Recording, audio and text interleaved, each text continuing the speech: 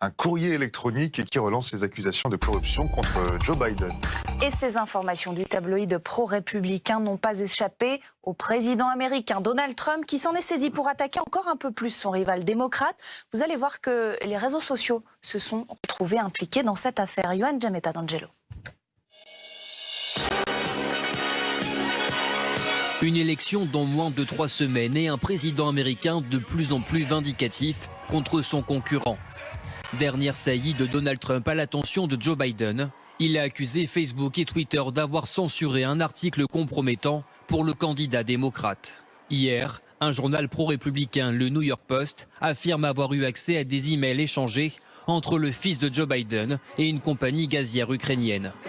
Des échanges démentis par l'équipe du candidat démocrate qui assure qu'aucune rencontre n'a eu lieu entre Joe Biden et cette société. Twitter et Facebook ont ainsi limité l'accès à cet article sur leur plateforme, ce qui n'a pas du tout plu au président américain.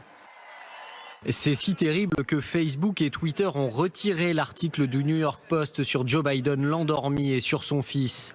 Ce n'est que le début pour eux. Il n'y a rien de pire qu'un politicien corrompu. Cette semaine, alors qu'il se remettait tout juste du coronavirus, Donald Trump a enchaîné les meetings. Dans l'État de l'Iowa, Joe Biden a subi une nouvelle fois les foudres du président américain. Il y a quelques semaines, Joe Biden était devant vous lors du débat présidentiel et il vous a dit que ses histoires judiciaires n'avaient aucun crédit et que son fils n'avait rien fait de mal. Mais c'était un mensonge absolu. Et maintenant, on peut voir que Joe Biden est un politicien corrompu qui ne devrait pas participer à l'élection. Ce soir, chaque candidat devra répondre en direct à des questions d'électeurs lors d'une interview télévisée. Mais chacun sur une chaîne différente. Et avant de retrouver notre envoyé spécial aux États-Unis, Mathilde Gracia, Soufiane Al-Sabag est avec nous en direct depuis New York. Bonsoir. Merci d'être avec nous. Vous êtes spécialiste de politique intérieure américaine et du Parti républicain. Alors, ce n'est pas la première fois que le fils de Joe Biden est attaqué. Il s'agit toujours de la même affaire dans le cas de cet article. Absolument, et c'est totalement farfelu. On sait que Donald Trump a des connexions très profondes avec la presse new-yorkaise, donc on imagine très bien comment ce genre d'article peut être paru. Et Donald Trump a bon dos de dire que Twitter essaye de censurer la vérité, quand en fait Twitter essaie juste de protéger l'intégrité de l'élection qui, de la même façon qu'en 2016, et voilà, le camp républicain essaie de la souiller, essaie de l'influencer. Restez avec nous, Soufiane Al-Sabag. Mathilde Gracia, notre envoyée spéciale, est avec nous en direct depuis le Nevada. Bonsoir Mathilde. Ces accusations, elles font grand bruit aux États-Unis.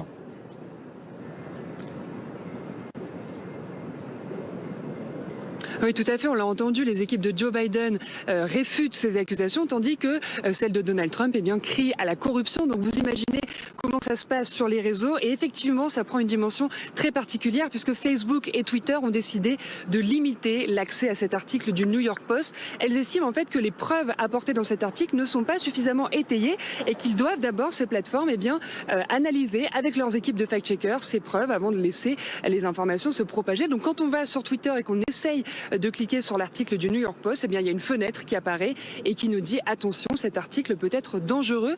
Cette intervention des plateformes sur le contenu, c'est nouveau dans cette campagne américaine. Il faut savoir que Facebook, Twitter, Google sont sous pression, sont critiqués pour avoir laissé la désinformation se propager, voire pour la favoriser parfois. Donc elles prennent des mesures, mais c'est très controversé. Merci beaucoup Mathilde. Mathilde Gracia, notre envoyée spéciale aux États-Unis depuis le Nevada. Soufiane Al-Sabag est toujours avec nous. Soufiane, c'est la preuve, une fois de plus, que tous les coups sont permis dans cette folle campagne.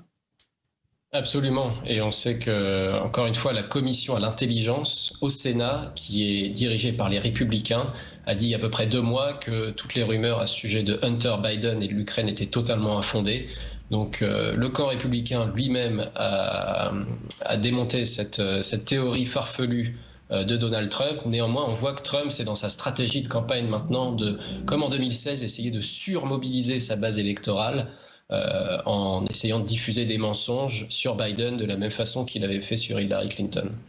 Et Soufiane Al-Sabag, au niveau de la temporalité, on peut dire que ça tombe vraiment mal. On est à moins de 3 semaines de l'élection présidentielle. C'est pas gagné là quand même. Pas du tout, effectivement. Alors ça tombe très mal et on peut aussi voir ça comme ça tombe très très bien. C'est-à-dire qu'encore une fois, le jeu de Donald Trump pour gagner l'élection, c'est de diviser au maximum. Et pour diviser, il lui faut de son côté surmobiliser sa base électorale. Donc le fait que son premier meeting de campagne après la maladie du Covid, ce soit en Floride, c'est un signe très très inquiétant. La Floride, c'est un État sans lequel Donald Trump ne peut pas être réélu. L'Iowa, hier, où il était, est un extra extrêmement intéressant puisque Trump y a gagné de 9 points en 2016 contre Clinton. Et maintenant, c'est Biden qui a 1 point d'avance. Donc ça fait une différence comme ça en 4 ans de 10 points. C'est absolument énorme. Où on voit des segments entiers de l'électorat américain, notamment les femmes dans les banlieues et les personnes les plus âgées, au-dessus de 65 ans, qui avaient massivement voté pour lui il y a 4 ans, qui sont en train de se retourner et de retourner vers les démocrates. Et donc on voit encore une fois, est-ce que cette stratégie d'essayer de souiller l'élection avec des mensonges et des racontars sur Biden sera payante avec cet électorat? Il est permis d'en douter.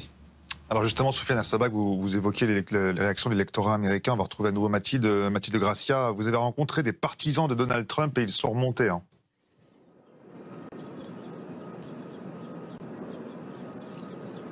Oui, tout à fait. On est ici dans le Nevada, donc dans un État voisin de la Californie. On est allé dans un comté très pro-républicain. Il y avait un meeting avec des supporters de Donald Trump. Effectivement, ils sont remontés. Ils estiment qu'il y a 2 poids, 2 mesures. Pour eux, c'est une nouvelle preuve finalement que le système économique et que les grandes plateformes de réseaux sociaux sont en faveur de Joe Biden et contre Donald Trump. Le fils de Donald Trump Jr. était là et c'était son angle d'attaque de dire que finalement, Twitter et Facebook les censurent et donc qu'ils sont en faveur de Joe Biden. Merci beaucoup Mathilde Gracia en direct du Nevada. Soufiane El-Sabbagh, les réseaux sociaux Facebook, Twitter ont bloqué le partage de cet article du New York Post en attendant de faire des vérifications. On imagine que ça alimente une fois de plus les échanges, les messages des complotistes aux États-Unis. Bien entendu, et en fait c'est encore une fois tout le jeu de la campagne de Trump qui va essayer, comme en 2016, de faire croire que tout le monde est contre lui, à commencer par les réseaux sociaux, tant bien même qu'il a été prouvé que Facebook en premier lieu et Twitter ont été peut-être les premiers vecteurs de sa victoire il y a 4 ans, tant ils ont contribué à diffuser de l'information totalement néfaste et à surmobiliser encore une base électorale. C'est extrêmement intéressant de voir dans le Nevada Churchill County, où se trouve Mathilde Gracia actuellement, qui a voté à 72% pour Trump en 2016 et qui est aujourd'hui un terrain clé. Il y envoie son fils, il y envoie le vice-président Mike Pence parce qu'il sait qu'il est en danger exactement avec l'électorat dont il a besoin. Et toutes ces conspirations qui ont lieu sur les réseaux sociaux, très certainement ne seront pas suffisantes pour retourner l'élection. Il reste maintenant moins de 3 semaines et c'est un vrai défi qui se pose maintenant à Donald Trump. Soufiane El-Sabbagh, l'autre défi, ce sera peut-être ce qui va se passer ce soir parce que c'est le prochain débat pour les 2 candidats, mais on peut peut-être pas vraiment appeler ça un débat parce que chacun va répondre à des questions d'électeurs, mais chacun de son côté. Absolument. Ils ont décidé de réadapter le format du débat qui devait se passer avec un public où chaque candidat aurait répondu aux questions du public, mais sur la même scène. Et effectivement, ABC fera ce format avec Biden et NBC va faire ce format avec Trump. Alors c'est un format extrêmement intéressant puisqu'on va voir, c'est une occasion très rare de voir les candidats interagir en direct avec des électeurs.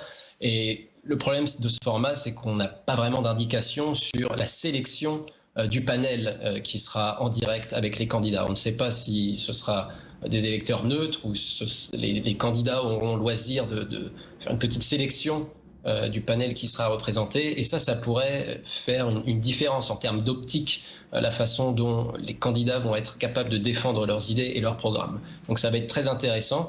Ici aux États-Unis, ce qui choque en tout cas, c'est que NBC, qui est une chaîne du câble très généraliste, très neutre, est acceptée en quelque sorte de servir de plateforme à Donald Trump pour un débat, ou plutôt un événement qui sans doute n'a strictement pour objectif que de contrer l'impact médiatique que Biden sur ABC aurait eu. Donc ça va encore créer de la polémique, on peut en être certain.